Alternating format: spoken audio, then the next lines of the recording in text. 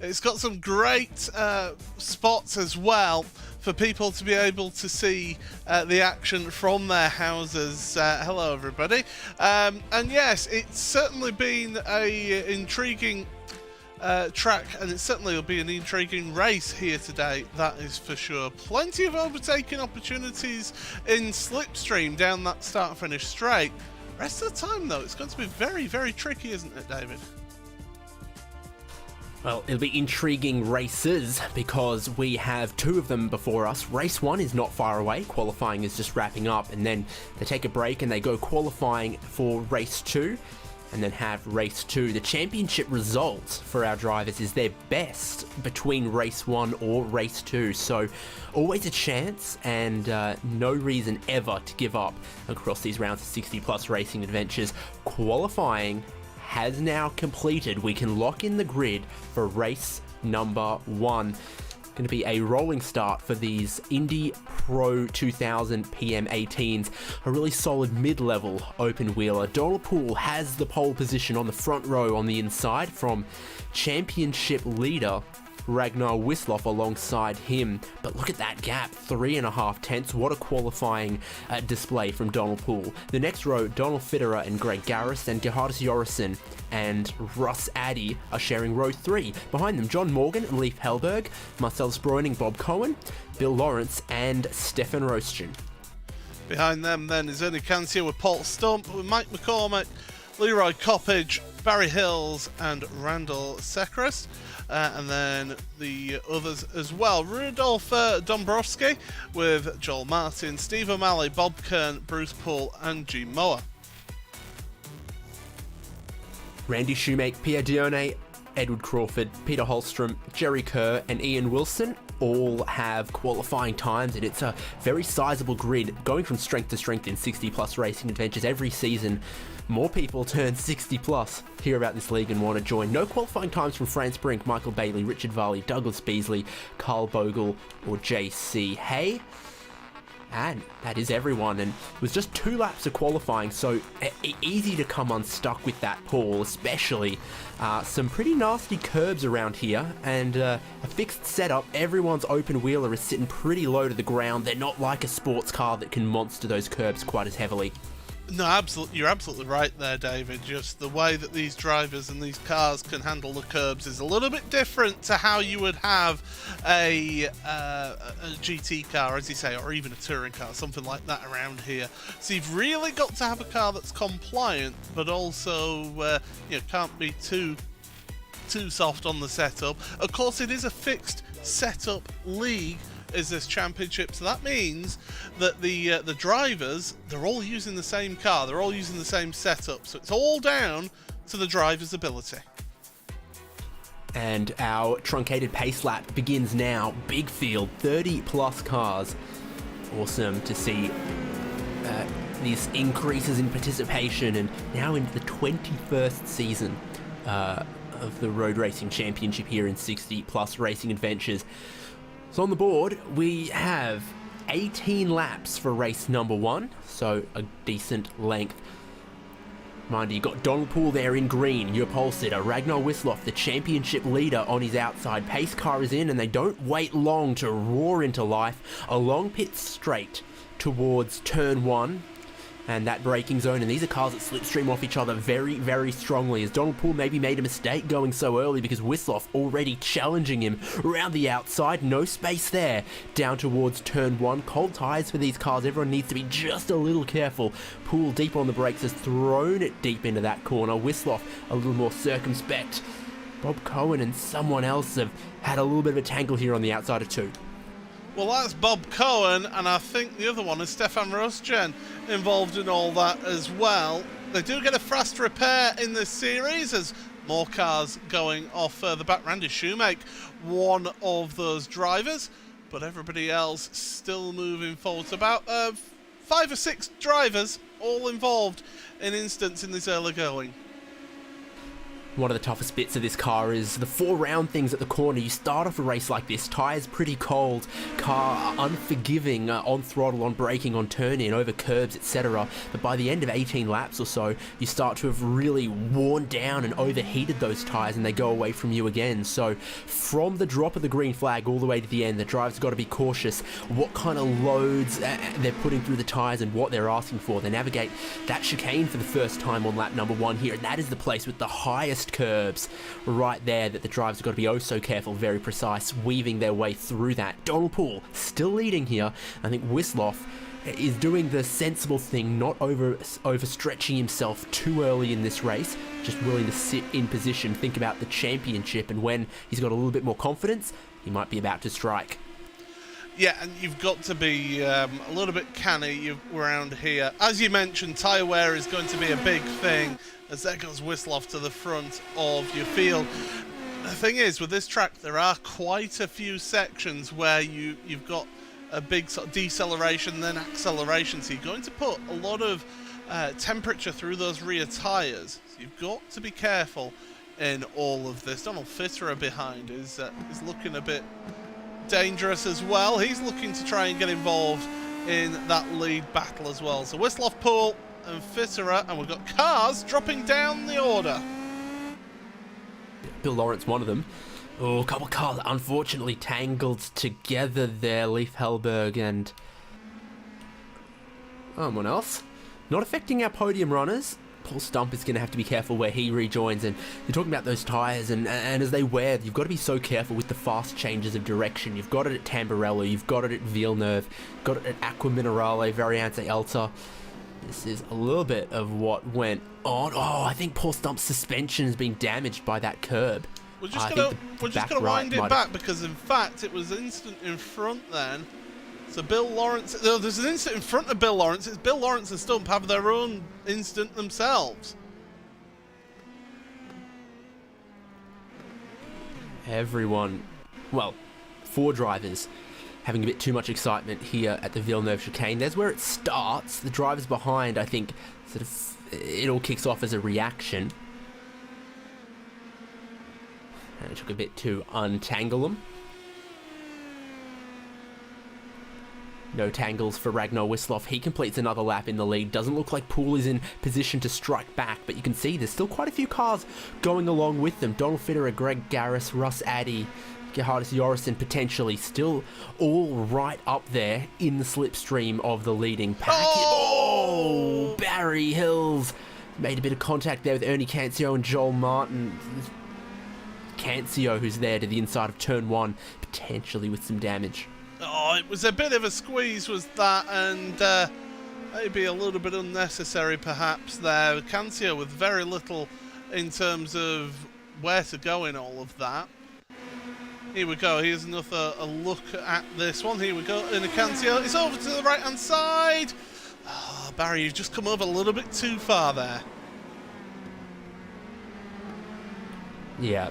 Did seem to keep it out of the wall, Ernie Cancio, thank goodness. But again, you know, it's an open wheeler. You're not meant to be banging wheels. You've got no fenders or bumpers to tap with. You want to avoid contact. Always someone to race in this championship. That's something we see across every live broadcast. That there is never a boring moment in the middle of the field. Always some battles going on, and there's a solid pack right here. Rudolf Dombrowski, Bruce Poole, Gene Moore, Ernie Cancio recovering, and Bob Cohen, I think, also recovering, is round about this part of the battle. Yeah, he's just about a second and a bit behind Cancio, isn't he, Bob Cohen? So he's just a little bit further back, just trying to recover from all of this. Donald Fitterer, actually, getting very close to your second place, man. Donald Poole, so the two Donalds fighting it out. Yeah. Donald with 1D and Donald with 2Ds, battling over second and third. Is this going to let Ragnar Wisloff get away? And what about some of the traffic you can start to see for Wisloff as well? You don't want that to play any part in your battle for the win and your podium battles here, but the reality is that it will. So that is definitely something to keep an eye on. Different lines through Tosa there. You see some drivers hang it really tight all the way around the inside, some looking for a later apex. And for Fitterer, I don't think his line fully did pay off, but might be just managing those tyres a little bit.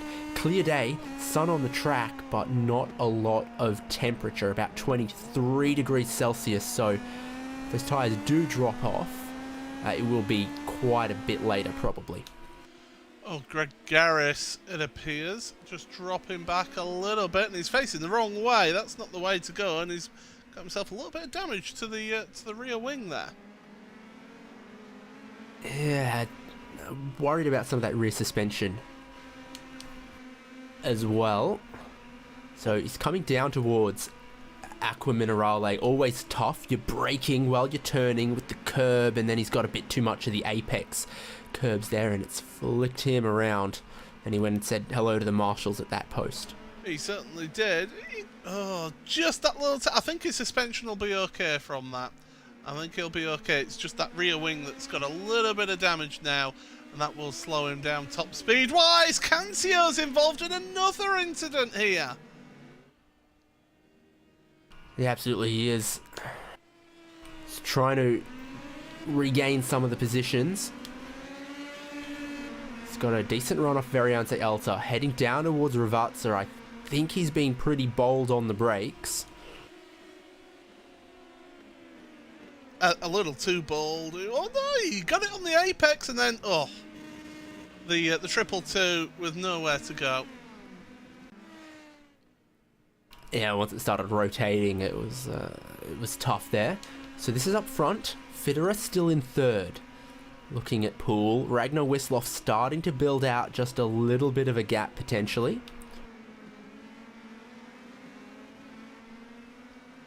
They're starting to leave fourth place Russ Addy behind as well. I think that's the right amount of curb to take through Variante Alta there as well, is get that first little bit of curb, really open up the corner, but don't be hitting the big ones. Yeah, that's it. You can take these little curbs, but the sausage curbs that are in place around some of these corners, you want to avoid those in this car. It's a low slung car, is this one, and it really does.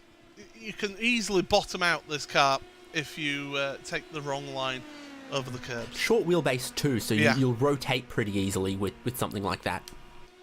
Certainly will. Ragnar Wisloff with the fastest lap. Meanwhile, John Morgan is going past Johannes Jorrison. Yeah, he is down the inside, back onto the regular racing line, into the triple apex of Tamburello.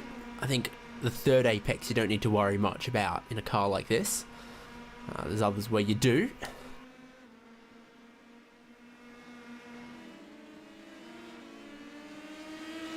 That's gone pretty well for John Morgan. Started 7th on the grid, running up in 5th right now, and his last lap was his best lap, his personal best. Yeah, doing not too bad, is he? He's certainly trying to fight for a championship, but Ragnar at the front, I think he's close to actually breaking the slipstream here. And if Donald Poole's not careful, then once you break that slipstream, we've seen it so many times in this championship, haven't we? You know, back when we used to have Stefan Rosjan running away at the front, you saw it so many times that once he got away, that was it. It was see you later, but folks, I'm off. And well, Poole and Fitterer, they can't afford to fight each other, can they, David? They've got to really work together and try and get themselves back towards Ragnar Wisloff. Yeah, it's such an interesting characteristic, this circuit, for these cars is massive long run down the main straight here towards turn 1. Really powerful slipstream here, but then not so strong from basically Tamburello all the way around to Ravazza. This Douglas Beasley might have done himself a bit of a mischief, a bit of a Greg Garris at Aqua Minerale. Too wide into Variante Alta, they've got to be so careful, and it forms a little bit of a car park. So here we go. Here's what happened down in towards Aqua Minerale then. And Beasley, is he just going to carry a little bit too much speed over a curb perhaps? Actually, yeah, just I think he might have got distracted by the other car that was off track actually, and just half spun. Well held, to be fair.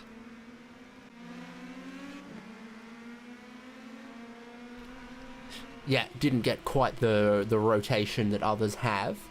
Finds himself under a lot of pressure right now. As to quite a few others, Donald Poole's managed to catch back up to Ragnar Wisloff. So what was 1.3, 1.4 seconds is now not very much at all. 0.2, 0.3, depending on where and how you measure it. Probably best described as about a car length as they went through the corner. For Poole, he doesn't need to overexert himself here. He just needs to stay within that half a second, 0.8 of Wisloff, and then he'll reap the rewards and be able to cash those dividends on the pit straight. Wisloff must have had a mistake somewhere out there on this lap, possibly in one of the chicanes, and Poole he's caught the inside of Rivazza then. Car bottomed out slightly, and that just means that he loses out on that run, and carry the speed out the corner is important, but he's got the slipstream here now. He's got the opportunity to get in that draft, but look who's coming along with them, Donald Fitterer. I mean, these three have just waltzed away from Russ Addy, and you think Russ Addy is a former champion. Point out to you, and you can see at RaceSpotTV/timing, these are the only three drivers to have gone underneath a minute 40 into the 139s, all of them with a personal best in the 139s. No one else has touched that mark. Yeah, they certainly haven't, so... And they're reminding me a little bit of the Teletubbies here with blue, green and red. Which Teletubby are we missing with these three primary solid colours? Was it Lala, the yellow one? I can't remember. I'm almost embarrassed for making you think, but yeah, that is the one we're missing. What it's called, I don't know. It'd be good to have a yellow car up here. Russ Addy has a bit too much black on his car, and he's about 3 seconds too far back. He's got enough yellow on his car, though, to be fair. So you reckon? Yeah, I'd pass that as being the Teletubbies okay. Here. Well, Wisloff's car is more of a blue rather than the purple, so...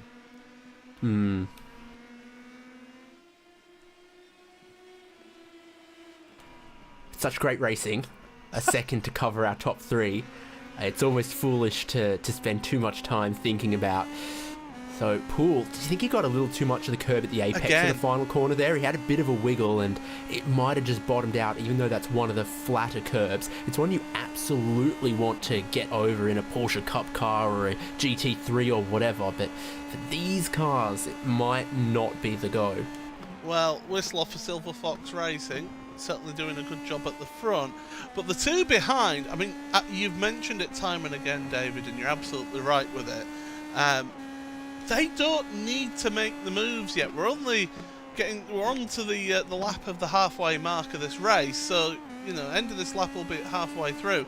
They can just sit back, look after their tyres, make Wisloff push as hard as he can, so that then you either A, force a mistake out of Wisloff, or B, you get him to work his rear tyres a bit more, so that towards the end of the race you have that bit more of an advantage on corner exit where the time is gained.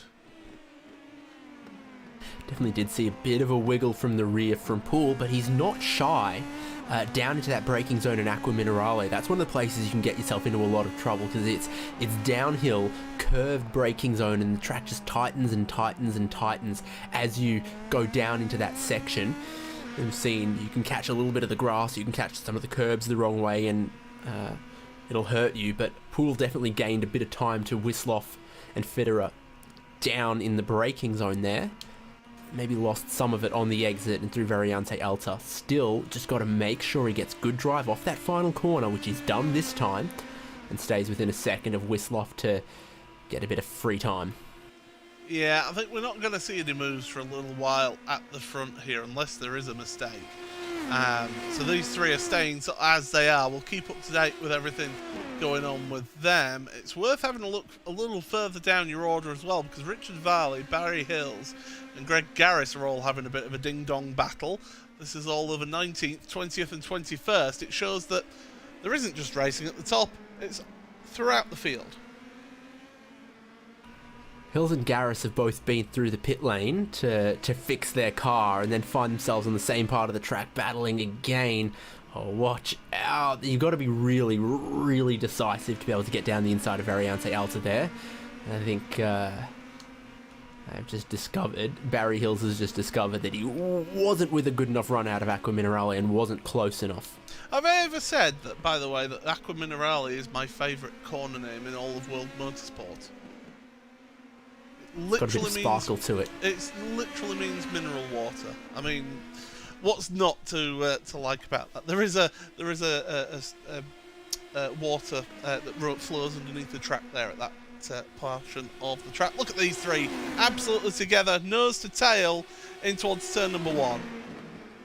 The old Hakkinen Schumacher, Ricardo Zonta, and yeah, move well done from Barry Hills there. Greg Garris following through, but this is second and third. Oh, into each other, both around.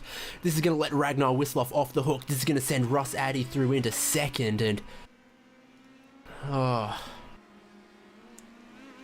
so this is the start of it then. So it's a mistake by Poole out of Variante Alta. He's taken a tour back to the pits, as has Fitterer. And then down to Rivazza. Onto the brakes. Oh, a little bit of a squeeze. And yeah, coming back off the side of the track there.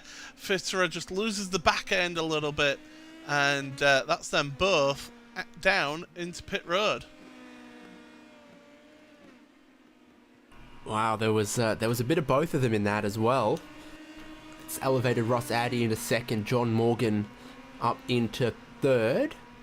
We're looking at Mike McCormick and Leroy Coppage fourth and fifth. Both these guys kept their noses clean, figuratively, maybe literally, plus 10 positions each from 15th and 16th on the grid, now 15th and 16th. We've seen a little bit of carnage in race number 1. You normally expect race 2 to mellow out a little bit. You know, the drivers just have a full race distance under their belts. Well, you generally find that those from race 1 who had a good result, they're not too concerned about getting a good result in the second race.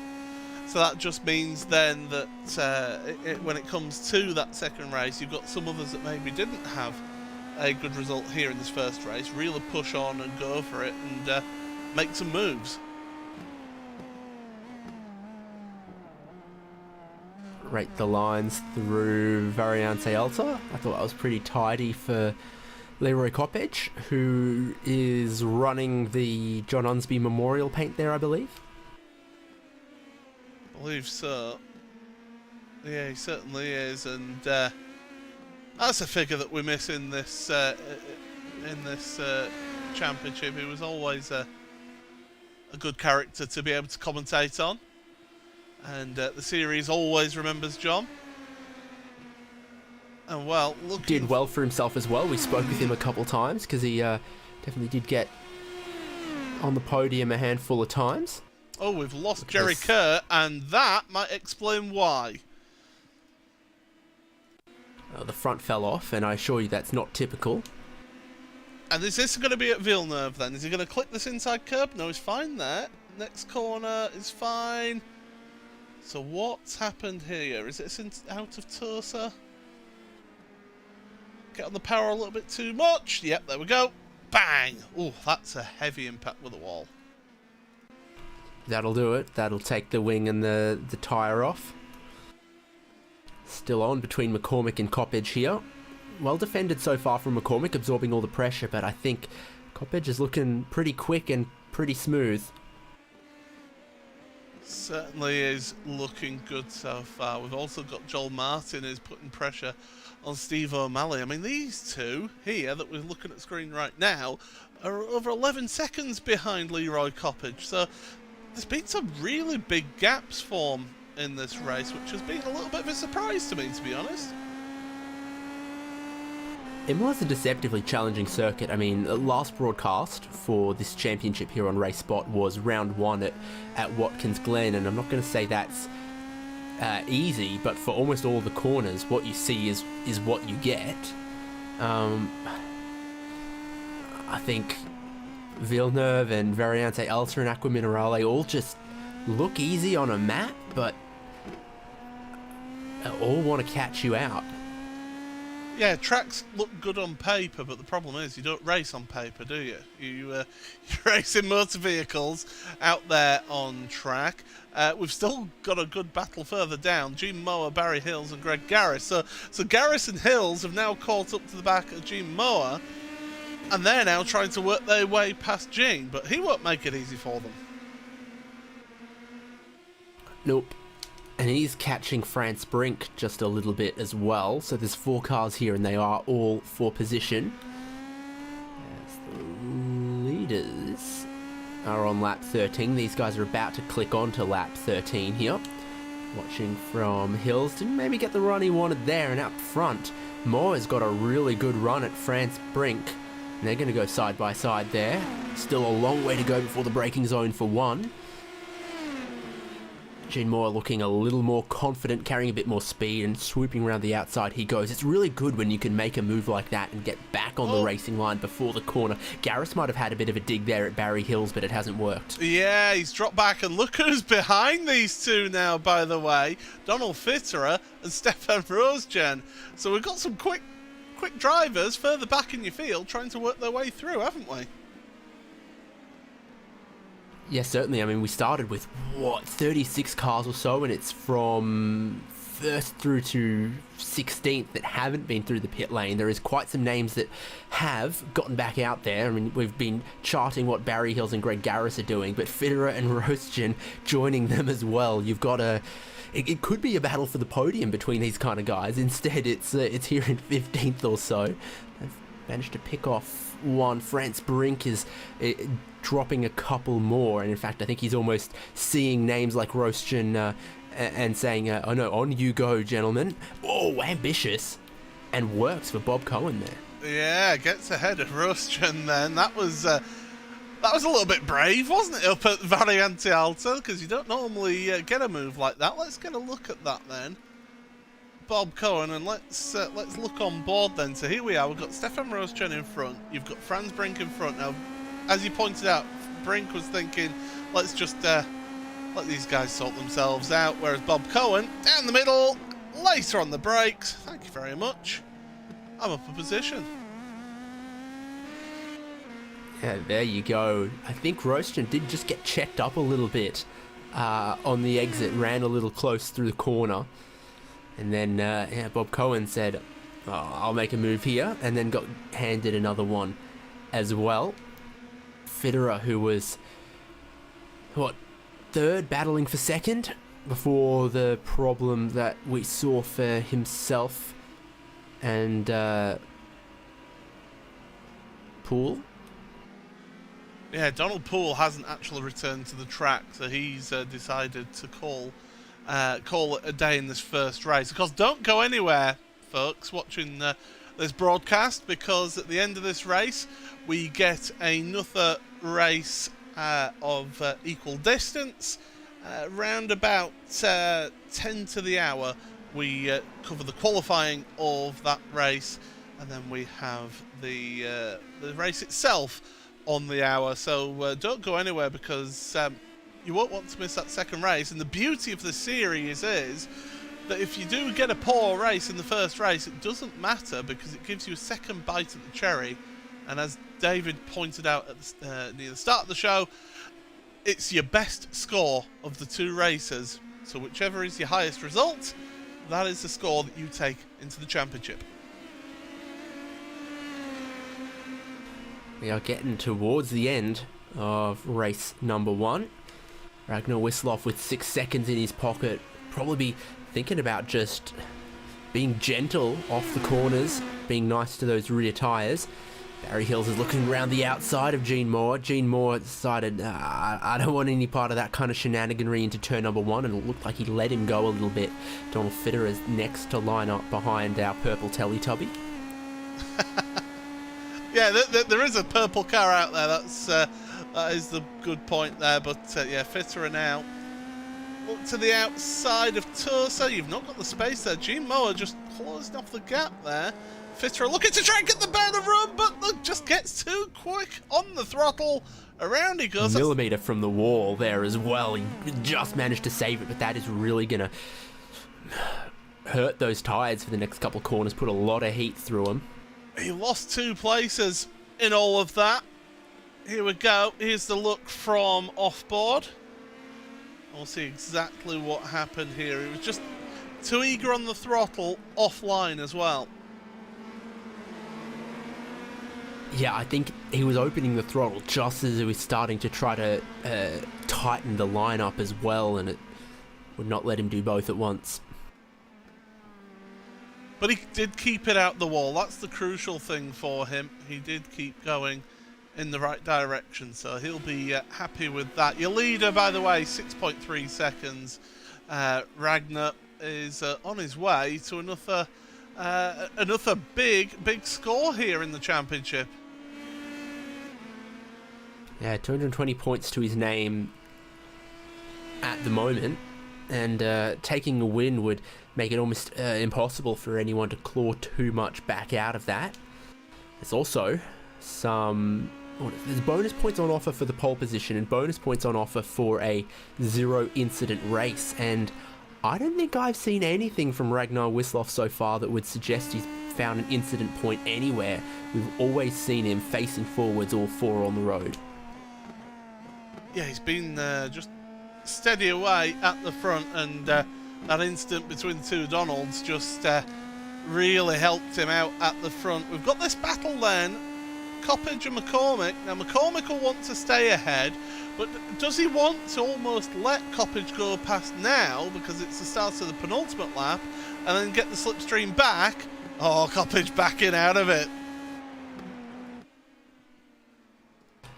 You're thinking right back to the Watkins-Glen strategies.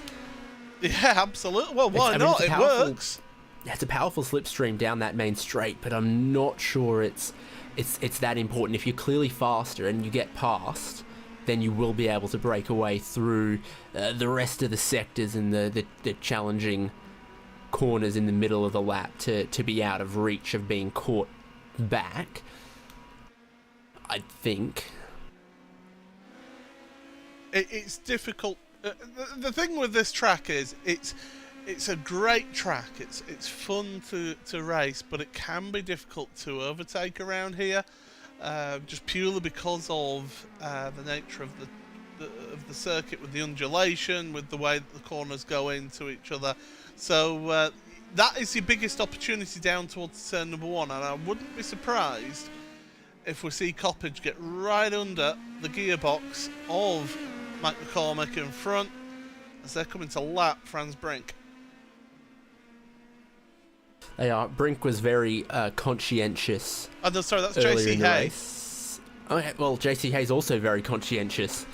What a great bunch of guys. I mean, this is all names that we see week in, week out, and season in, season out as well. So we've started the final lap of the race for our leaders. Gene Moore, unfortunately, I don't think is going to see the start of that final lap of the race. He was into the wall somewhere. Look at that though. Coppage not able to get onto the tail of Mike McCormack, so his run out that final corner wasn't as clean. It's tough to be clean out that final corner. You've got curbs on the inside. The AstroTurf is pretty slippery around here. It's quicker to use it, but you've got to be aware that it's not quite as grippy as the tarmac. So yeah, you can find yourself lighting up the tyres a little too easily. Coppage pretty careful there out of Tosa, and you wouldn't count him out, but he's running out of corners. Addy's managed to wield a bit of time out of Ragnar Wisloff, but as this is the final lap, I think it is all a little bit too late. Just a couple corners to go for Ragnar Wisloff, championship leader, to really cement that at the halfway point of the season. Yeah, great performance from Ragnar, and thoroughly deserves this opening race win of the day. Yeah, so from the front row of the grid, timed his move to perfection. I think he's pretty happy with that as he finds Barney in the checkered flag for race number 1. Clean, tidy, perfection for Ragnar Wisloff. Russ Addy is going to complete the podium with John Morgan, but this isn't decided just yet between McCormick and Coppage, and oh no, Coppage too ambitious. Lit him up. couldn't take it away, but might just hold on to that 5th place. Steve O'Malley's not going to bear down on him anywhere near quick enough. Barry Hills, Douglas Beasley, Stefan Rostion still battling here. Yeah, Hills just made it past Beasley then for position. Further down your order. Also, Bob Cohen as well. We saw how keen he was up into Variante Alta earlier with Stefan Rostion, and he's making a move again, this time in Peter Hallström. Nicely done there, Bob. Hallström down about walking pace there around the outside, but Bob Cohen is, again, one of the few drivers we've seen able to successfully pull that move off, and he's pulled it off cleanly more than once now.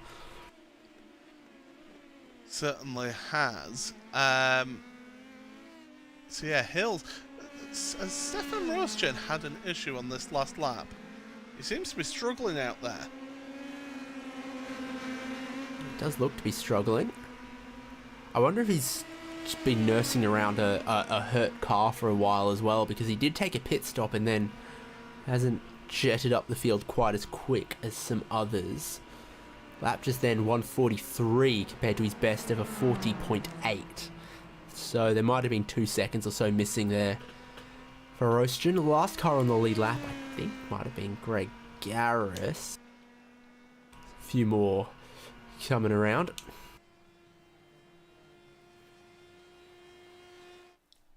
So let's take a look then, as everyone's found the checkered flag after 18 laps of Imola for Race 1 of 60 Plus Racing Adventures. Ragnar Wisloff, just smooth as butter for that one. He's under attack a little bit from Donald Poole and Donald Fitterer in the early half of the race, and they melted away and he stayed strong. Let Russ Addy and John Morgan come through to complete the podium in race number 1. It's Gerhardus Jorrison, Mike McCormick, Leroy Coppedge, Steve O'Malley, Joel Martin, Bruce Poole and Rudolf Dombrowski was our top 10. Bob Kern in 11. And Michael Bailey was actually the biggest mover in the race, from 32nd on the grid up into 12th, plus 20. Let me just double check that. Yeah, that was correct. So no one gained more positions than Michael Bailey, and we saw some great fights deeper in the field here, and it's all checked out by how close the times are between Bob Cohen, Peter Hallström, Barry Hills, Douglas Beasley, Stefan Roskin, Donald Fitterer, Randall Seacrest and Paul Stump. That's about the top half of the field. Yeah, Greg Garris then rounds out 21st ahead of Richard Varley, who we saw across the line, the final driver on the lead lap. Bill Lawrence then 1 lap down along with Leif Hellberg, Randy Schumacher, Carl Bogle and Ian Wilson. All those drivers involved in incidents with further drivers finishing 2 laps down or more. Gene Moore, Pierre Dion and Jerry Kerr, JC Hay, Edward Crawford, Franz Brink, Donald Poole, who we saw fighting for one of the top 3 podium positions, himself and Fitterer coming together at the end of the lap. And then finally Early Cancio, who seems to be tripping over everybody out there, and Marcellus Brunin rounds out your finishers here today. And to be fair to Cancio, tripping over everyone, it wasn't necessarily always his fault. There was a couple of times he got a little hip and shoulder from one side or the other, but it does look like we've got, after race 1, we've got our full podium standing by. So let's do the old 1-2-1-2 mic check and have a chat with some people who are hopefully pretty happy. We've got the race winner, Ragnar Wisloff, the championship leader as well with us, and that's a good way to start off this round at Imola. Yes, it wasn't too bad. I think I was very lucky that the 2 Donalds had a little coming together. What was that, lap 10 or so?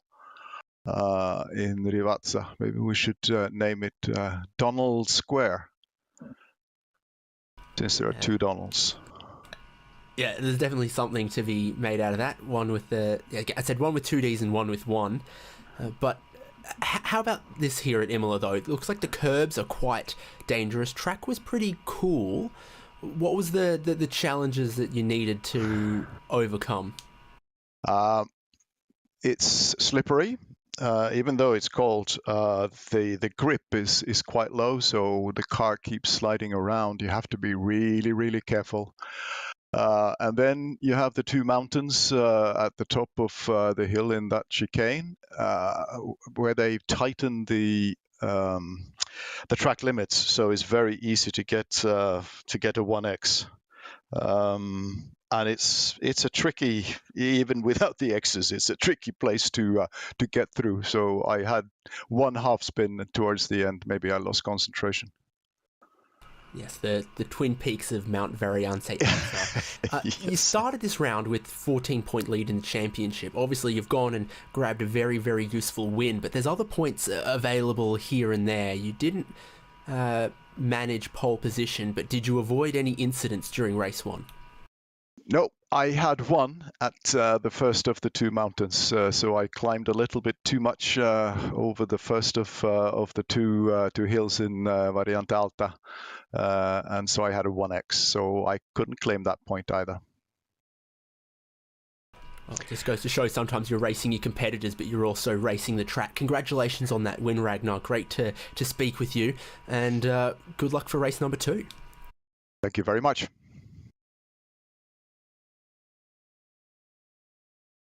Paul, who are you going to grab? Two or three. Well, we are going to grab who. Apologies for interrupting your conversation there, Russ. But second place driver Russ Addy then in that race, and well, apart from the start, it seemed to be a bit of a lonely race out there for you. Yeah, when you're 3 seconds back and 3 seconds up, you're kind of doing a time trial the whole race, trying not to make a mistake. And how, just to explain to those people watching, how difficult is that when you find yourself in that no man's land? How difficult is it to try and keep your focus up and not make any mistakes out there? It's hard. You kind of look at your your relationship behind them, and you try to stay at the same point. And as it turned out in this case, you hope for them to have an incident, which I thought I was stuck in fourth and wound up in second. Kind of get a gift. Well, that's it. You've got to take advantage of any incidents that happen. Of course, it's unfortunately for you, your championship rival Ragnar, who's won this race. But you're having a really good championship yourself, though. To be fair, in second. Yeah, no, it's a really good championship this year, and honestly, Ragnar is one of my teammates on the 24-hour team. So if somebody's going to beat me, I'd rather have a teammate beat me. And the second race of the evening, do you think you can go one step further? Who knows? I always do well when you guys are televising, so I'll be trying to qualify better. That'll help, I think, qualifying a little further up. Yeah, absolutely. Well, we'll leave you to it. But all the best, Russ, and good luck for race number 2. Yeah, thanks. Okay. Well, we've got the full complement of the podium, Paul Smith. So the next step, but it would have been chaotic. John Morgan. And again, we keep grabbing people right in the middle of conversation, but it's so great that all of our competitors love having a good little post-race chat with each other and seem too angry. John Morgan on the podium from 7th on the grid. Is that what you would have expected when the green flag dropped? Probably not even that much, because there were a lot of fast guys in front of me. But as sometimes happens, you sort of set your pace and hope for the best, and it kind of worked out this time. And your car's in one piece. Is that also something you would have put money on when the green flag dropped? Yeah, I don't. At this track, yeah, it can. It's just the first lap is tough. It was slick, so yeah, it can happen for sure.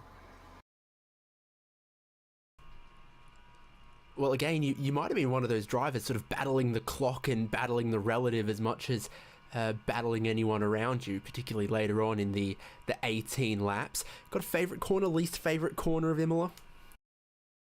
Not really. It's there's a series of combinations. The turn 1-2 combination is I think maybe the hardest to get, to really get right. The chicane's always, that's always a battle. But I've just sort of committed to giving up a 10th or 2 there just to get through it cleanly every time. Because there's just so many places you can spin out, as you guys probably saw happen, that just all by yourself, and guys will spin out on this track. So it's a track that it's very technical, and it requires your attention for almost the entire lap. And what should we look out for in race number 2? Was there much evolution to the grip on the track? Was it coming towards you, going away from you, or maybe forming a bit of a bell curve across 18 laps?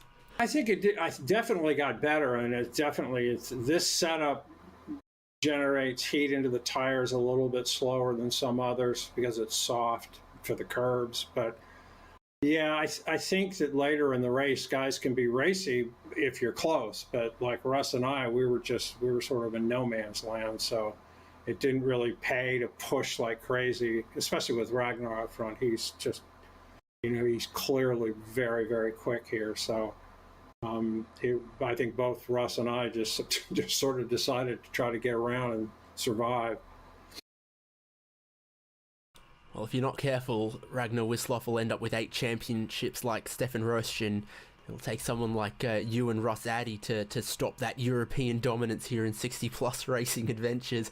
Don't want to put too much weight on his shoulders, but congratulations on this podium in race number 1, and hopefully we see you doing well again in race number 2. Thank you. Thank you, guys. See you. There we go, Paul. Always lovely to have our full complement of the podium, and we didn't even have to mic check any of them. They're all right on the ball. Oh, the fully trained are the 60-plus racing adventures drivers, that's for sure. To be fair to those 3, it's not their first rodeo. That is true. Yeah, absolutely certain. That is for sure. But the funny thing that I pointed out to you, David, whilst we were doing those interviews, the top 3 in that podium, first, second, and third, are also the top 3 in the championship. So it just goes to show as we reach the halfway point of this championship, how those 3 really seem to be doing well and able to pick their way through any instant. It goes to show, doesn't it? I mean, the people you see at the top of the championship is not necessarily the people you see at the top of qualifying, but it's the people that you see at the top after 18 laps, after the checkered flag is waved. It obviously required quite a bit of consistency, a level head, and that sort of not hot-headed racer mentality, but the smart long game racer mentality. Thankfully, a lot of people who reach 60 plus have that kind of long-term thinking, and hopefully it won't be too long before race number 2 kicks off. Do stick with us here on RaceSpotTV, David Haynes and Paul Smith, because race 2, the 60 plus racing adventures here at Imola, is coming at you after this break.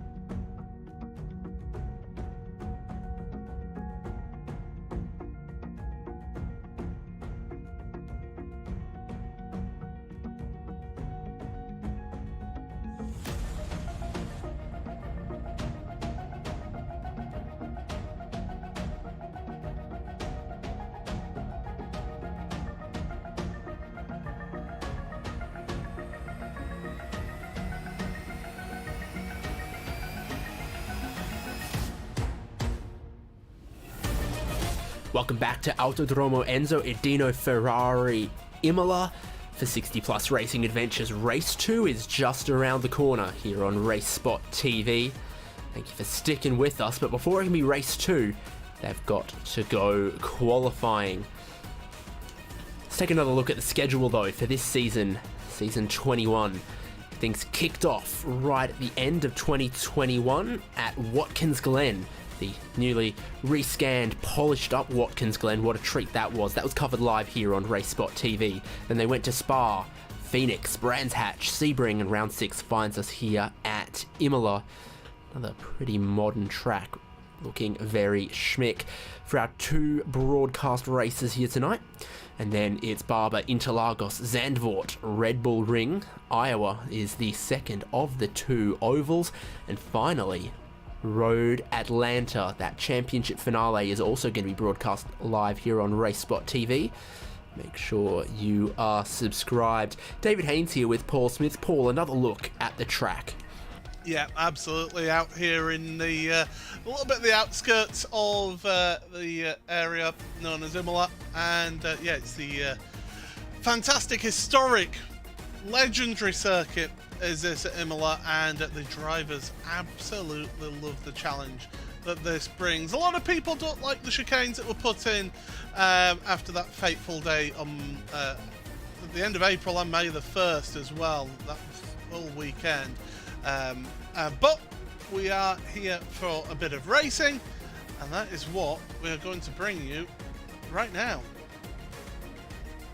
Yeah, indeed. So qualifying right now, drivers get 2 laps, and from what we heard, straight from the driver's mouth, this is a setup that does take a little while to build the temperature into the tyres. So they have a full out lap, they have a flying lap, and then I think it's that second of the 2 flying laps where we're going to see the best times come in, and probably quite a difference between lap 1 and lap 2 in this qualifying session if what they've said about tyre temp and confidence and pressure and grip is to be believed.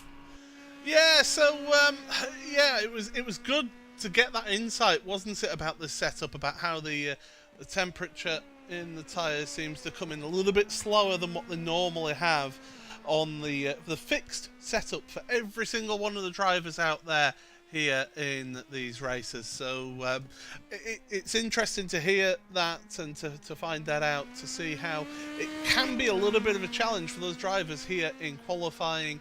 And I can tell you that the conditions, they're actually pretty good. Clear blue skies overhead. Track temperature is 23 degrees, so it's a nice and cool track for these drivers to attack.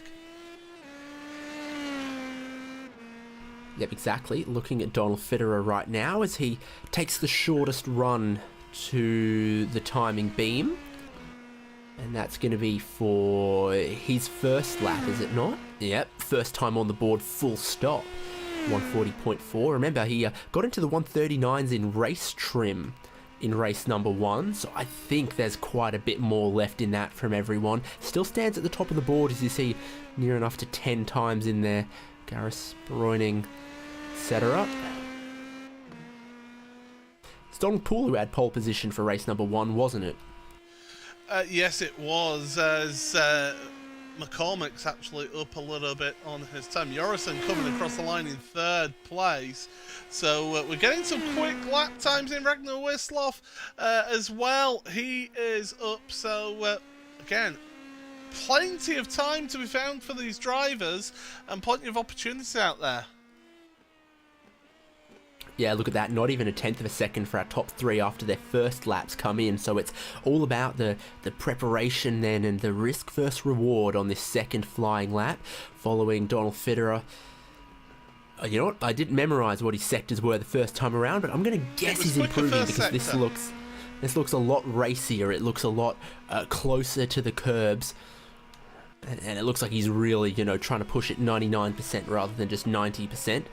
Brake downhill, elongates the braking zone. He washes a little wide of the first apex, trying to set it up for a good run off apex number 2 here at Rivazza.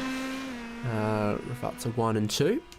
Again, pushing it straight for the line, looking to improve on 140.4. The line's going to come up pretty quickly, and the answer is He does. Yeah, 140.2. I thought there'd be more in that for him. Possibly, but yeah, I mean, 2/10 is 2/10. It matters. Here's Wisloff then, trying to get the bonus point for pole position that he didn't get in race 1, but of course it's your best score from the 2 races that you take into the championship. I think importantly for Federer's confidence though, 2 clean laps, 2 clean valid laps, and not everyone got that in qualifying for race number 1. He's got it for qualifying in race number 2. Look at that time! Wisloff takes pole, 1.5 tenths from Federer, and it's so close behind. Look at Gareth to Morgan to Addy to Stump right now. That is 0.02 of a second to cover a really competitive section of our grid. Joel Martin is still going to come to the line. There's only a handful of cars actually still out there. Barry Hills, Bob Kern, Randy Shoemake. Randy Shoemake can be pretty competitive, so I think he's actually logged his second lap. Yeah, he has. And still in 18th. That's a bit of a surprise to me. Barry Hills is the last of your drivers who's trying to set a lap time here. Coming towards the end of his lap. He'll be looking to try and dip into the 41s. But he does need to find about 0.3 of a second to gain a place. It is a long way from that final corner at the second Ravazza to the timing line. And for Barry Hills, that one sticks. Yeah, 141.8. Yeah, it holds him in 16th position though. It holds him there, but it wasn't an improvement of place. Like I said, he needed 0.3. He got 0.2 of that, to be fair. So that seemed to be about the time that people were picking up in that qualifying. Yeah, even Ragnar Wisloff, I think, went about 0.3 faster from his first lap to his second. There wasn't a gigantic amount of improvement. Again, a surprise to me, because when you've got 2 laps, you think it's definitely, banker, very conservative, very safe lap, followed by a really aggressive, really push lap. You think there should be some difference there, as well as the tyres warming up and coming in, but no, generally across the board, 3 or 4 tenths difference it seemed.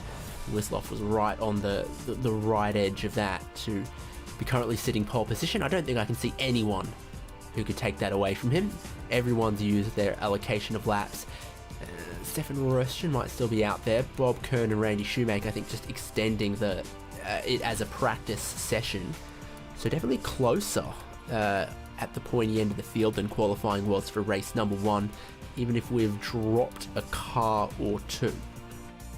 Yeah, we're down to 29 cars for this second race, so we've lost 7 of the drivers for the second race. But of course, as we've been saying, it's your best result that you take into the second of the into your championship. So if you've got a driver who's maybe had looked out and got a really good result in race 1, you might think, do you know what, I've got family to see or whoever, I can spend a bit more time with them.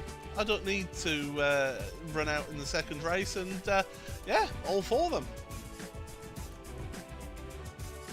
Should run a statistical analysis about, is it European or American based drivers that we lose from race 1 to race 2. Of course, one of the good things about 60 plus racing adventures is we have a very healthy mix of European drivers, North American drivers, etc., because it's a nice weekday evening in Europe, and we've got many people from Canada or USA further along in life, retired, have a bit of time free on a weekday afternoon to participate in 60 plus racing adventures. So as far as weekday leagues go, we are pretty global.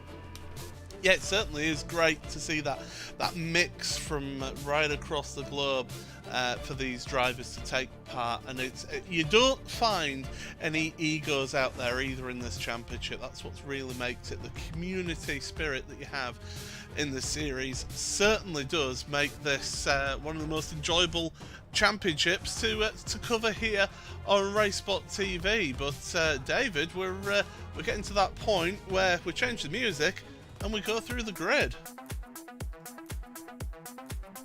Yeah, indeed. Lock him in. Ragnar Wisloff has that pole position that he couldn't get in race number 1. And he's joined on the front row by Donald Fitterer. The next row is Greg Garris and John Morgan. We've got Russ Addy, who was a podium finisher in race number 1, starting out of 5th place, with Paul Stump in 6th there. So they form row number 3. Row 4 is across the page. It's Gerhardus Jorrison and Bob Cohen, with Leroy Coppage and Marcellus Breuning, the row behind, and then Bill Lawrence and Mike McCormick. Next row of the grid then it's Stefan Roschen with Joel Martin. Bruce Poole finds himself 15th ahead of Barry Hills with Bob Kern and Randy Shoemake in 18th. Jim Mowat 19th ahead of Douglas Beasley with Pierre Dion and Jerry Kerr then on row number 11 of the grid. Row 12 it is Peter Hallstrom and Ian Wilson, with the final few on the grid here. Edward Crawford, Carl Bogle, JC Hay, Leif Hellberg and Richard Varley. There we go again, same conditions as race number 1. It's 18 laps. It's a rolling start from behind the pace car here. But Ragnar Wisloff is on the other side of the front row of the grid. He's got the pole position. He's got Donald Fitterer alongside him though, and Fitterer was able to hang with him in race number 1, use that slipstream very cleverly. Fortunately, didn't make it to the end of the race cleanly. But if first and second break away, I can definitely see Fitterer giving Wisloff a couple more grey hairs in this one. And then some quick and consistent drives behind there as well. John Morgan, Greg Garris, Ross Addy, Paul Stump. Yeah, I wonder what could happen. So, pole sitter Ragnar Wisloff is going to give a bit of space to the pace car. It pulls in pretty quickly after the second Ravazza. And Wisloff keeps them waiting a tiny bit longer than Don Poole did, but then he puts the power down, stretches the field out down towards turn number 1, and Fitterer's done well to go with him as well. The two of them have got a little bit of space. Greg Garris and John Morgan are a bit closer behind, and again, the drivers have got to remember, the tyres are a lot colder, a lot slipperier than they were at the end of race number 1. Start of a new race, it all resets, and through Tamburello we go, hoping to remain clean. Good work from Garris through Tamburello there as well. I think he has really stuck with first and second, and they're looking like a bit of a trio breakaway. Yeah, he's certainly doing a good job, isn't he? Out at the front, their top 3.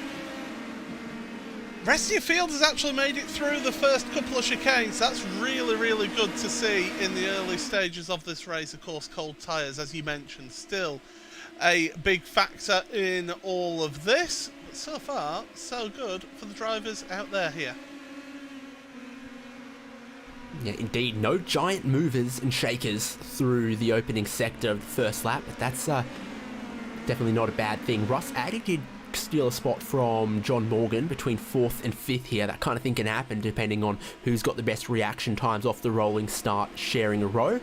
Through the twin peaks of Mount Alta, they go for the first time. And I sense Morgan might want that spot back. He's pretty close to Garris here in the battle for third and 4th it is. Addy's really putting the pressure on though, isn't he? He's really getting onto the tail of Garris. But as I mentioned in that first race, didn't we, that really you don't want to fight too hard. Don't let the others pull away from you. But if you're Russ Addy, you're probably thinking, I'm a bit quicker than you, Greg. Let me by, and we can work together. All in the wheel tracks as they stream down the pit straight, trying to pick up a slipstream off the car in front, trying to get that little bit of extra speed in 5th and 6th gear. And I think the fastest driver I've seen, Stefan Roschen, 257 kilometers an hour. He would have picked up a pretty strong slipstream there in the middle of the pack.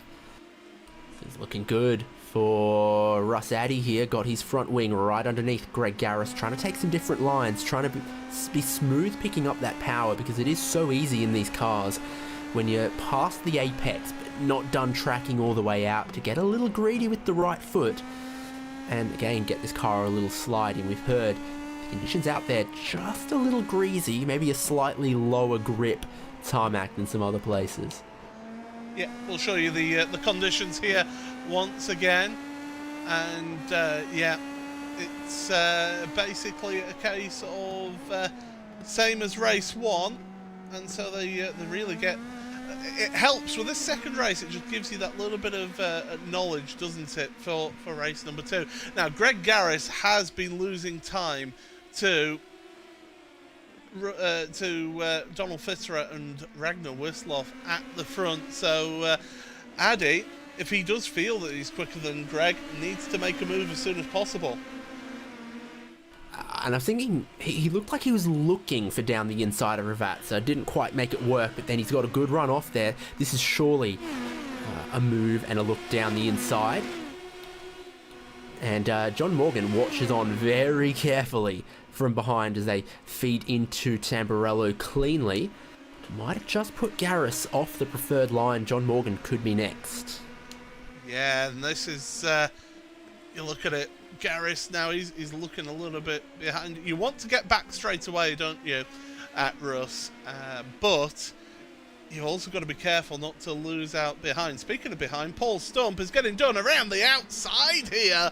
Marcellus Bruning trying his best, and it could pay off here. Yeah, good wheel-to-wheel battle. And yeah, Bruning, one of the bigger movers so far in this race. Picked off Cohen and Gerhardus Jorrison, and now picked off Paul Stump as well. And the way that they're battling in front of him, he might be able to catch that next group as well. Particularly, yeah, if they're going to slow each other up a little bit. What's the problem here for Jorrison? I don't know. I've seen him suddenly dropping down our timing chart, which you can see on the left-hand side of your screen, and hopefully we can find out. I have a funny feeling it's Aqua Minerale once again catching somebody out. Oh, that's a lot of curb on the way in. And then, yeah, and because of that, he hasn't been able to bleed off the speed, carried too much into the second apex, and that's what makes it a difficult corner. You know, there's a few others like that. I'm thinking Oak Tree at VIR, where you're braking and turning and the track tightens and tightens to the point where you get in a little too hot and it keeps giving you troubles, like Greg Garris Bruning, Paul Stump trying to take avoiding action. But that is tough for Garris. Bruning is left his front wing as an extra sausage curb, and the wheels are not pointing straight for Garris. He's going to get that thing out of the gravel, and it's still not going to be perfect. This is what happened. Morgan side by side with Garris, and someone's kind of got to yield here, and it doesn't happen. No, the thing is that Garris has had to check up very last minute. We'll have another look from on board. This is on board Greg Garris, and he's having to keep that tighter line, and it's just, the car's not cooperated with him, and he's just lost it. Bang, bang, and bang. He's got that magnetic front wing though. He got that back, but it's not good, and I don't think that car is steering straight either. It's hard to tell. There's a lot of camber on the rear for these cars. Sometimes it looks like the suspension is broke, but that's how it is. Up front, Ragnar Wisloff from the pole, holding on to it, but Fitterer right with his slipstream now. Lap 4, about to start lap 5. Again, like they did in race number 1, put a little bit of air between themselves and Russ Addy, who might just be looking towards another race of racing the timing sheet and the stopwatch, unless a battle between first and second causes them to lose a little bit of time and draw Addy back in. Well, this is what Fitterer was trying to do in race 1, isn't it? He was trying to just sit behind, keeping that slipstream, pull a gap out from the cars behind to be able to make it easier for themselves at the front, so that when he does attack, he gets that opportunity to make some moves and not have to worry too much behind him. But we saw in that first race, didn't we, that a little mistake, and then you get involved in a battle. Okay, Fitterer was the car on the outside, and the grass just spun him round into the side of Donald Poole in race number 1, and that's what caused them to have their issues. Speaking of issues, as the car stopped, I believe that was Edward Crawford. think you're right. And fortunately for him, it looks like the second incident of the race, and there's not enough repairs for that. So we saw in race number 1, and might likely see again in race number 2, a lot of drivers do end up going through pit lane for repairs or fix their car up, but then back in the race. Only do that so many times. Cracking little scrap here. Bill Lawrence, Paul Stump, Stefan Roskin, Joel Martin, all names that have been around quite a while in 60-plus racing adventures. And it's a good little top 10 scrap. Roskin's got a good run. Yeah, and Paul Stump hasn't. So it's, I think, 2 Germans here that might be going to battle side by side. I think Stump may have just a little bit of floor damage from that incident at turn number 1 at Tamburello. With Greg Garris, where he had to take to the grass. Speaking of floor damage, he's going to have spinal damage. Yeah, that's a huge one. And Joel Martin trying to take advantage of it as well.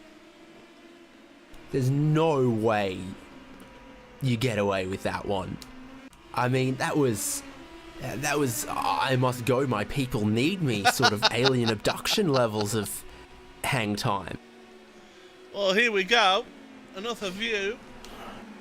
In a little hot, car pushes out a little wide, gets that second apex curb. Take one, not quite as much air off the second ski jump.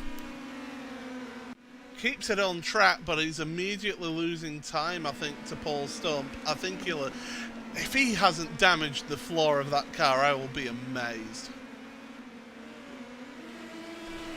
Yeah, I mean, a hit like that kind of inertia, that kind of vertical clearance. Steve Greenwood with the good facts. Paul Stump is Swiss.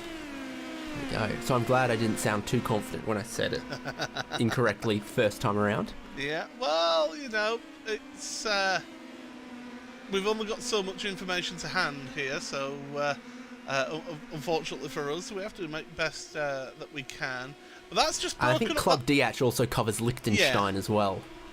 Yeah, so definitely interested to see as Jihadis Yorison catching up to Joel Martin here, but not making a move for the time being. Martin was a little scruffy through the first and second apexes there, and that happens. We saw that for Röstgen, that it looked like he had the move done, but when you get in too hot for the first apex at Tamburello, it sets you on the wrong line for the second apex, and then that can sometimes even compromise you through the third apex. First and second are being closed up on by Russ Addy as well, so that last lap was a second off for Wislov, second off for Fitterer. There's been a little something somewhere, and Fitterer's dropping back here as well. He's got Russ Addy all over the back of him. It didn't help that he went and did a little bit of a Tony Hawk's grind along the top of the curb on the exit of Aqua Minerale, so that won't have helped him pick up the speed there. That's the thing with this car, you can actually beat yourself on these curbs if you're not too careful. Yeah, it can happen. Front of the field staying a little bit closer here in race number 2, I think. Fitterer's got to be careful to hold into that slipstream of Wislov. Addy's right with him, and you can see John Morgan not too far behind. Still right in the picture.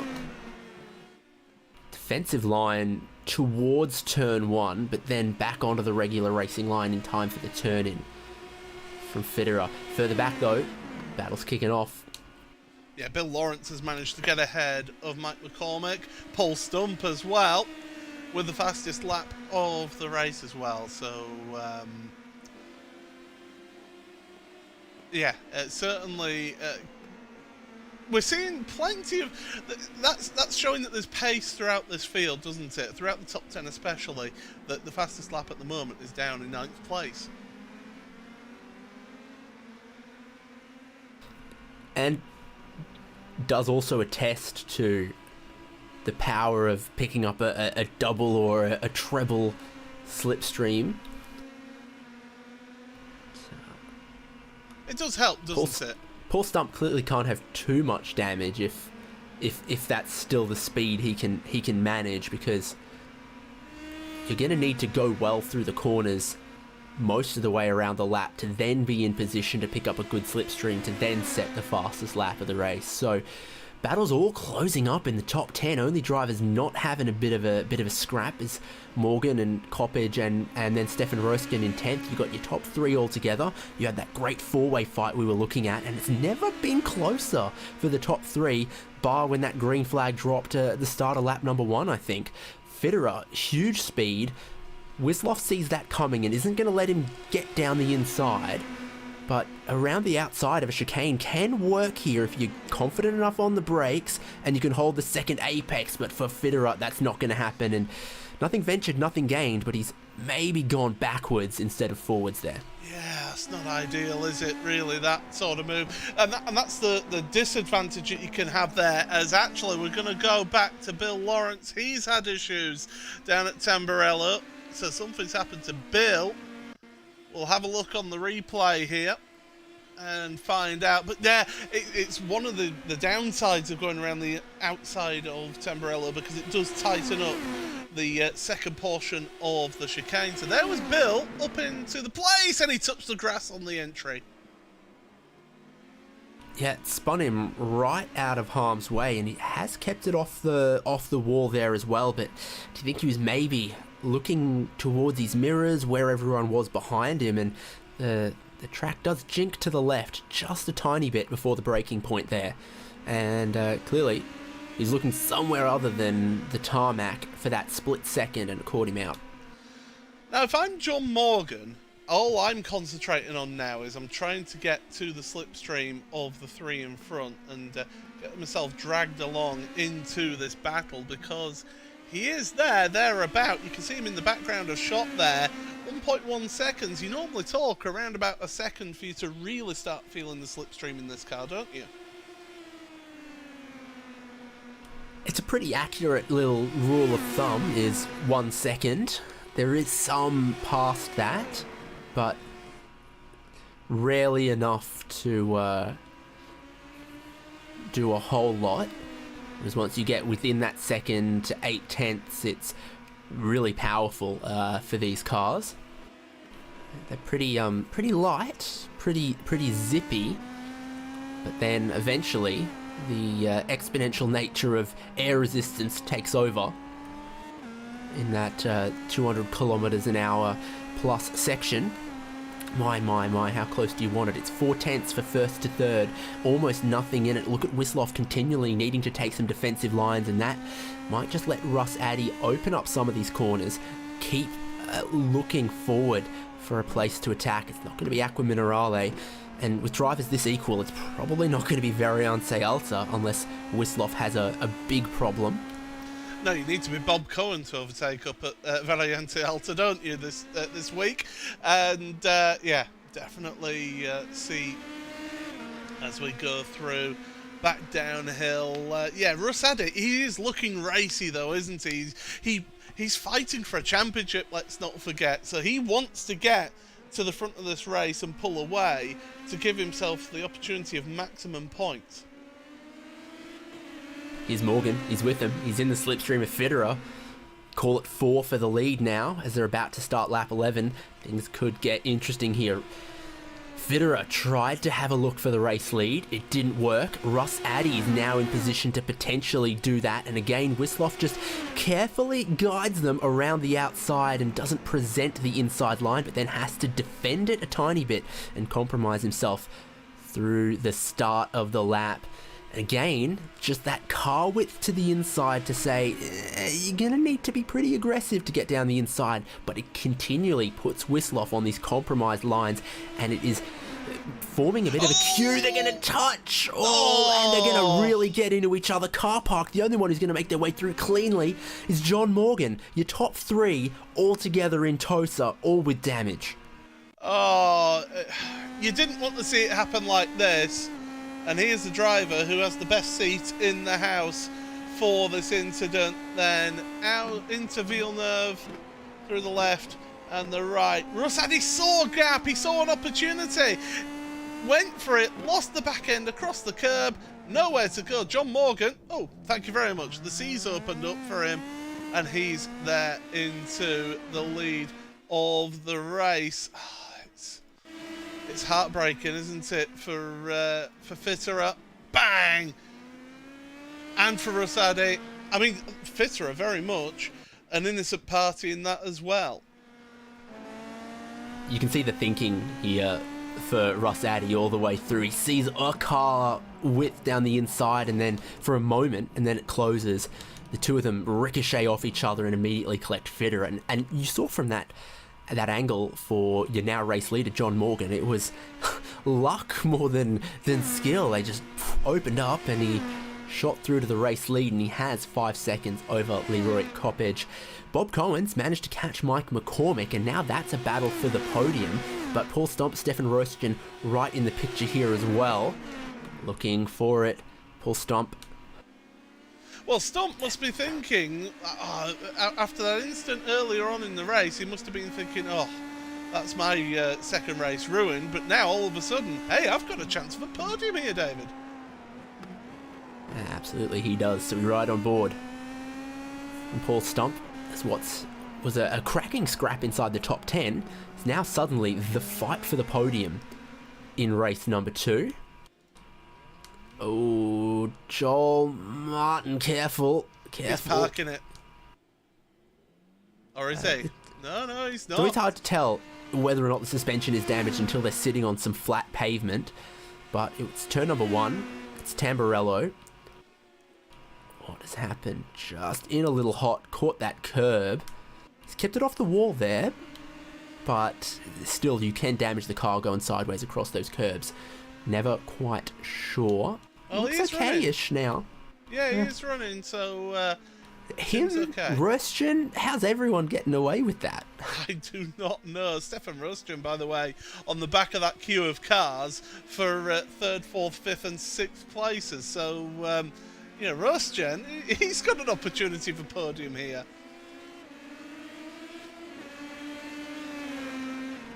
McCormick's weathered the storm a little bit and left these 3 behind. Very early moved to the inside for Cohen to try to escort Stump around the outside. Rostgen, wise head on those shoulders, probably not going to get too close, and this is why the two of them tangle. Cohen's off, Stump is off, both of them in the gravel at turn 1.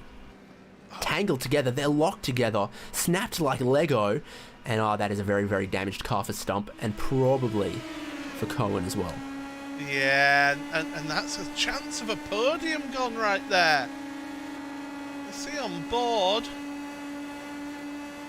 Can't really see from on board, so let's go off board quickly then. And it's that kink. Stump comes across a little bit, perhaps. It's hard to tell. I tell you what, I genuinely saw in my team's chat today a very similar incident at the same corner in the MX-5s, and just that kink right before the braking zone sees 2 cars side by side kind of just breeze into each other there, and both parties have got to be so proactive in giving space, otherwise they just subconsciously converge on each other there. It happens so easily. It's happened in Formula 1 as well. Every level, the way that kink is there on the straight, that kind of thing happens unless both parties consciously, steer away from it. There's Hellberg's looking for a spot now.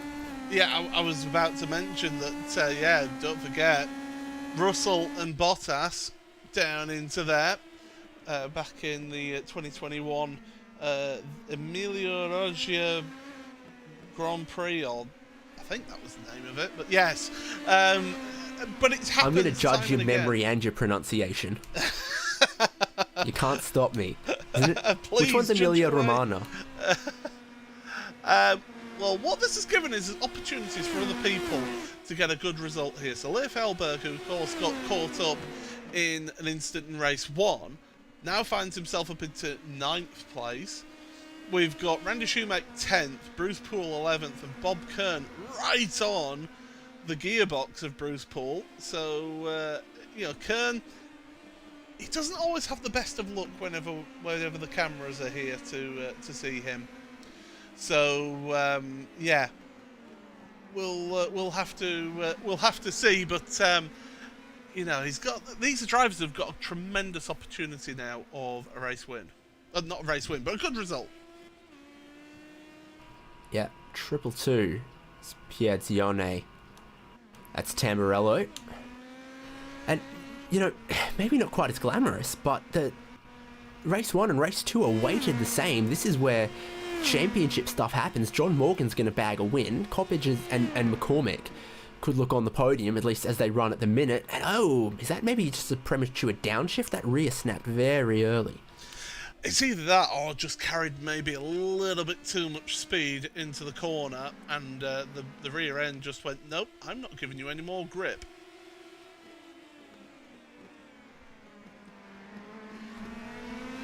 So, 4 laps to go now in race number 2 at Imola.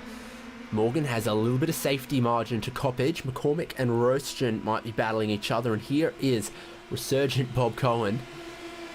Leif Hellberg's going to get around him pretty easily, might still be nursing a bit of damage. Oh, breezes across there to stop Randy Shoemake, but no, it's not going to work. Now Cohen round the outside, trying to defend with all of his life. I think he's missing a chunk of straight line speed, but he's not missing any fight. He's made up for it in the corners, hasn't he, though? My goodness, what a move around the outside of Tamburello. We've seen other people try that and attempt it and not have it pay off, but Bob Cohen showing a tremendous turn of speed. I think he does have a slight bit of front wing damage to his car, and that will affect him top speed-wise in these cars. Yep, something to keep an eye on. See, now that Hellberg got past down the pit straight, look at how much space there is now between himself and Cohen. Come pretty good through this sector of the track, but he's missing that straight line speed, and I think for Shoemake he's just twiddling his thumbs, biding his time until they get back onto the start-finish line. Don't throw it away, getting too deep into these corners, getting distracted and missing braking markers. But if there's one thing that we've seen from Bob is how good he is into these corners and into Variante Alta especially as well after race 1. But Stefan Rosjan just seen on the timing tower light up green, so he's up to 3rd place now ahead of Mike McCormick. Meanwhile, we'll stay with Randy Shoemake just to the end of the straight here. Yeah, he doesn't even need to use the slipstream, does he? He's just... and he's by, and there's a couple other drivers that might follow through, might follow suit. Got Bruce Poole that managed to work his way through, and Bob Kearns the next lap down car? I think it was JC Hay. Yeah. If I look at that, if I read the timing screen, Yeah, making good use of the gravel, but we've heard from driver after driver exactly how slick this track seems to be all the way around. Well, we've got 3 laps to go here now, and the battle for the lead is pretty much sorted unless there's a mistake happens or something like that.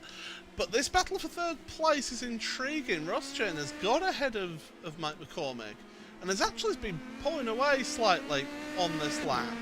So we could actually be seeing Stefan getting himself a potential podium position here.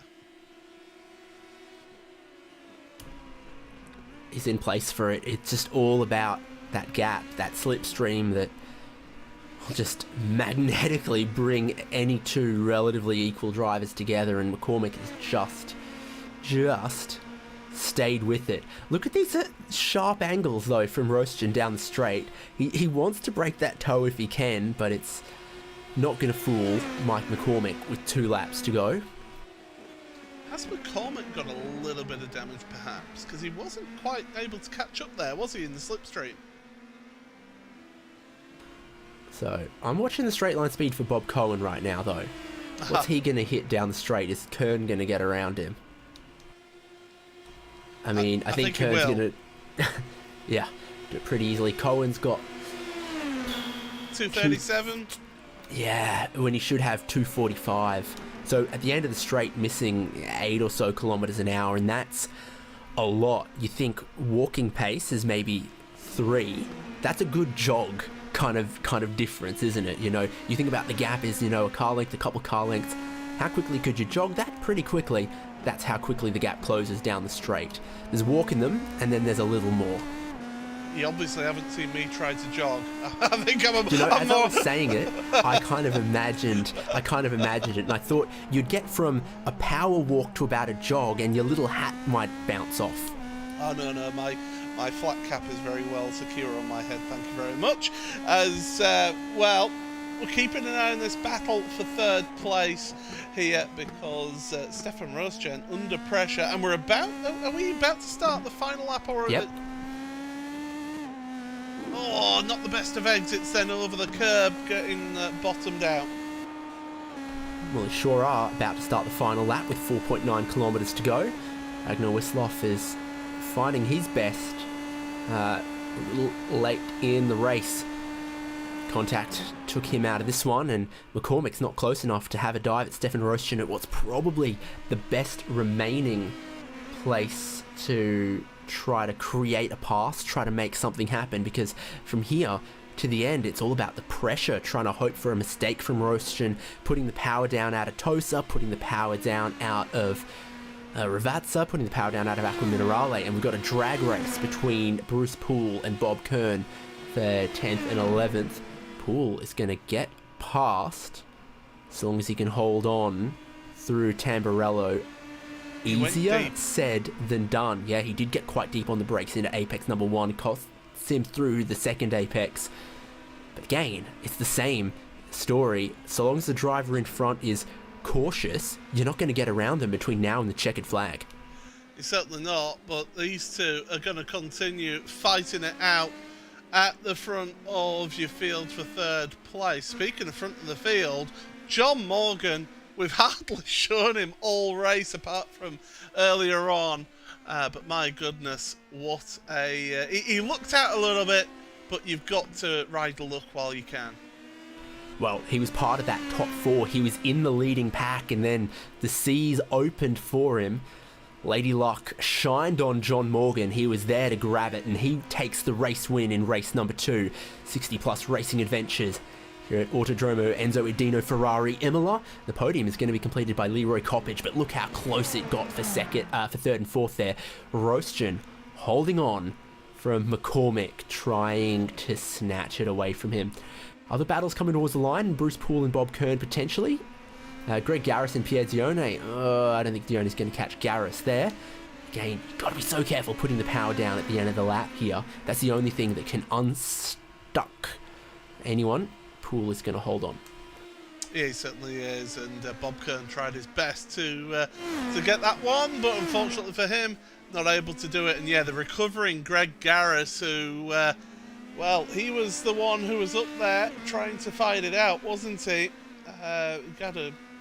He was in, what, third place, wasn't he, when that incident happened between the front 4? And, well, he's the recovering car then in 16th place for Garris, 17th for Pierre Dione, with Rosadi down in 19th place.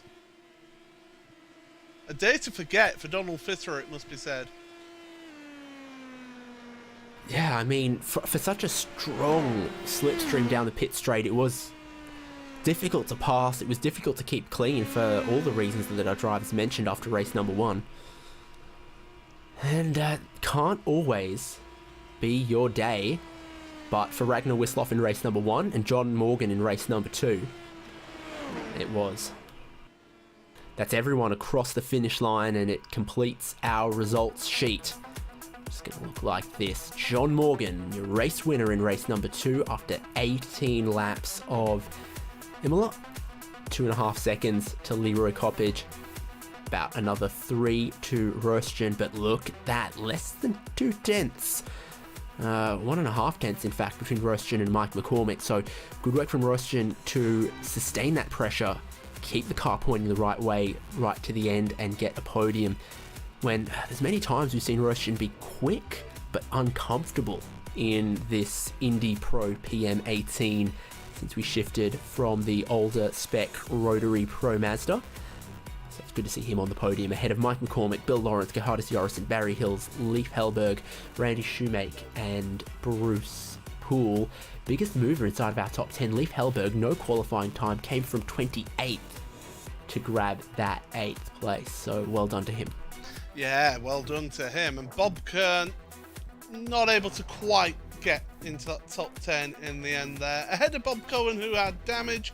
Peter Hallstrom finds himself in 13th, ahead of Joel Martin with a spin. Gene Mower, Greg Garris, well, it's what could have been for Greg, really, down there in 16th place. Pierre Dion had just finished behind him. Richard Valley in 18th, ahead of Russ Addy, again, another one who it's what could have been. Douglas Beasley rounding out the top 20, and then the rest of your results here. Carl Burgle then, 21st, the last of your drivers on your lead lap. Ragnar Wisloff, Paul Stump, Jerry Kerr, and Ian Wilson all finishing 1 lap down. JC Hay, 2 laps down, and then those that did not finish. Donald Fitterer, Edward Crawford, and Marcellus Bruning, who actually, I was really impressed with that move around the outside of Tosa from Bruning, just unfortunately getting involved in incidents. Story of the race for a couple people, and the only person to stand on both podiums between race 1 and race number 2 is going to join us right now. And it's hello again to John Morgan, and you look a little taller now you're on the top step. Yeah, it feels good. I had a little help, but just paying attention to the guys in front of me let me sort of sneak through there somehow. But yeah, a bit lucky, but partly able to keep up with them through those first laps and sort of close that gap and get up to the tail end of that group. So yeah, it was a good race. I've got some racing coming up in the future, so I need the inside line and the scoop from you here. What's the secret? Do you cross your fingers, you say a little prayer because it just opened up for you and into the lead you went? I mean, is it luck, or what are you doing? Actually, when I see two drivers sort of making, sort of a move, like I think it was Russ up the inside of Ragnar there, and when I start to see that, I actually let off and back off a little bit, and I think that gives me a little bit more time to react if something pops up. You're going to lose a little time if nothing happens, but when the racing gets that close, it doesn't hurt to just be a little cautious, and that's paid off for me more than once. I mean, sometimes you make your own luck, and I think that's what's meant by that saying is you were alert, you were prepared, you took a little bit of preemptive action, and that put you in a good spot to pick up the pieces as they scrambled. I mean, we definitely saw those two getting argy-bargy with each other through the opening section of the lap there. And what did you learn from race number 1 to race number 2? It definitely seems like, once you got a full race distance under your belt, you can lap by yourself as much as you want, but being in a race circumstance really sharpens people's skills up. It does. I think if you're within a couple seconds on a track like this where the draft can be a big part of it, it will encourage you to kind of pick up your pace to try to close that gap, which I was able to do, and sort of get up to the tail end of that group, because otherwise they were just going to pull away, and like that group did in the first race. So yeah, it does. I think when you see that tight-knit group up front and they're fighting at all, it slows them down a little bit, and if you push just a little bit, you can probably catch that group, get in the draft, and potentially have a chance to challenge for a better position in the last couple of laps. You were, as you said, in place to pick up some good slipstreams down the pit straight and try to stay with the lead pack. How was the gearing? Because I definitely saw all lights on the steering wheel in 6th for a few drivers a couple times. Yeah, I never felt it hit the limiter, I think this car seems to have what I call a soft limiter. You hit it and it definitely stops going faster, but It's not like hitting a pit lane limiter. But I don't think I ever hit the limiter coming down that front straight. But I may never have been in that perfect spot where whatever it is, you're 0.6 of a second behind somebody and they're pulling you the whole straight. But we tested it in practice, and everybody seemed to be satisfied that the gearing was good. So it was never an issue for me. You need that double toe, tailwind, TV helicopters in the right position, all the things to fall the right way. Well, congratulations, John Morgan, only driver, as I said earlier, to stand on both podiums from race 1 and race number 2. This is a league that definitely seems to reward consistency in the point structure, so I guess that makes it a good round for you. It does. I mean, that's always my goal, is just to try to be as consistent as possible and be patient and wait for the results. And sometimes you get the result like you get today. So, yeah, good race. Awesome. Wish you the best of luck with the remainder of the championship, and hopefully see you for the finale a couple of weeks' time. Thank you. John Morgan, third in race number 1, but the winner of race number 2. And joining us now, Leroy Coppedge, second place in race number 2 there. Whenever there's some attrition, it means it can be a day for someone like yourself to shine. Up in a second place for race number 2 from 9th on the grid. That's a good haul. Yeah, thank you. I'm of course sorry for the folks that got into each other, but I'll take it. I didn't think I was going to be on the podium again for a while, if ever. Sometimes you're the hammer, sometimes you're the nail. I mean, for every time that you have an incident yourself, it gives positions to someone else. So, other side of the coin, some days got to be your day. Lucky you that it's, well, RaceSpot's broadcasting. Yeah, it's very nearly, I almost did not race the second race because I ended up 6th in the first race after starting 16th. And I must say it was primarily, as you know, through attrition there also that I got up that high. But I certainly didn't think there was too much chance I would get much higher. But then I thought, what the heck. So I'm glad I did. Yeah, absolutely. It's paid good rewards for you. How did you find the track? Because it definitely looked a little slippery out there, and this is a car that seems to have just enough power to get you in trouble. Well, I don't know.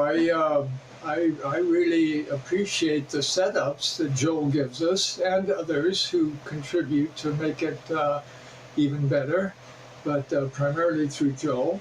And I found it very comfortable, and I don't, I do have a kind of a funny story. I used to drive just wearing socks, and I started having pains in my feet around my toes. So now I'm wearing my old racing shoes when I raced the Formula V so many years ago. And because you age, when you age, it turns out your feet get a little longer as your arches break down. So I had to cut holes in the toes so I can wear my racing shoes. But I like the way they feel. So I think I'm hoping this is a good step forward, and I'll be doing better, and my toes will stop hurting. Well, if it looks silly but it works, it's not silly. So I'm glad that's working for you. Take a little sidetrack here. Sure. You must race the V on iRacing a little bit then. How have you found that? How does that compare? Well, I mean, I think it's really fun, but it's not, the one on iRacing is not nearly as fast as the Formula V I race. I mean, we rarely, in the one on iRacing, we rarely get over 100, and gosh, with my V, we could get 110, and not even on real long straightaways. And at a place like Road America, I rode along with one of the guys I used to race with who had a very good finish there, and he was getting 120 in his Formula V as he entered oh, what's that right-hander? Not Andretti turn, is it? But Canada corner? Canada corner, yeah, yeah. He was getting 120 on his data just before braking there. So, you know, they had the long box, and of course they had slicks, you know, and so I really loved the way my old V handled. It was just a beautifully handling car, and I don't like this IP as much as I like the Mazda. The Mazda felt a lot like the Formula V, except one heck of a lot faster, of course. This Indy Pro car is a little bit different. I am struggling a little bit with the V. I'm doing the let's see, what it's called. It's Weekend Warriors. Yeah, he has a series going on, and finding I'm getting into a bit of trouble here and there with it, and it could be because of little ego problems, you know, thinking just because I raced before, oh, I'm going to really nail this, but a little different car without the slicks. Awesome to hear, and great to know that you can continue your racing across a bunch of leagues, including 60 Plus Racing Adventures, and well, maybe this second place will keep that ego stoked for a couple more years. And thanks so much for making the time to chat with us, and hopefully you have a good rest of the season, and RaceSpot will be back for that season finale. Yes, and let's hear it for the Super 70s here, right? With John Morgan winning and me second. So we're both in the Super 70s. So thanks so much again for all you guys' effort, and it's great fun to be able to chat with you afterwards. Thanks a lot. And when everyone else spins off and crashes into each other, it takes the wisest of the wise heads to carry through to the podium. Thanks for joining us, Leroy Coppage. All right, bye-bye. There you go. I love hearing from our drivers, because all of them, a lot of history, a lot of character, and there is many drivers in this league like Leroy Coppage there with great racing history that, you know, when they were in their prime, maybe there wasn't sim racing. Now there is. They're past the real world racing or moved on from it, but they can keep getting that fix. They can race against a bunch of other racers, and that is what I love about 60 Plus Racing Adventures. Great to get a little bit of story time there with Leroy Coppage. Like I said, good to have your company here on RaceSpotTV. The championship continues at Barber, a track that I very much like, Interlagos, Zandvoort, two F1 Grand Prix venues, followed on by Red Bull Ring as well, and then one of the oval rounds that are part of the official championship, the official series on iRacing, and also therefore part of this league. And then Road Atlanta, March 2nd, is the finale, and we'll have that live here on 60 Plus Racing Adventures. So make sure you click subscribe on YouTube, follow us on Twitter and all the other socials. Some great tweets actually today, so always good to follow us there at RaceSpotTV. I've been David Haynes, Paul Smith with me for this round of 60 Plus Racing Adventures. Once again, your winners. Race number 1, Ragnar Wisloff, will continue to hold the championship lead at the halfway point, but good on John Morgan for taking the race win in race number 2. Until Road Atlanta week 12, that's all from us here at RaceSpotTV for 60 Plus Racing Adventures. Look forward to seeing you for the championship decider, the season finale, in a couple of weeks' time. Bye-bye.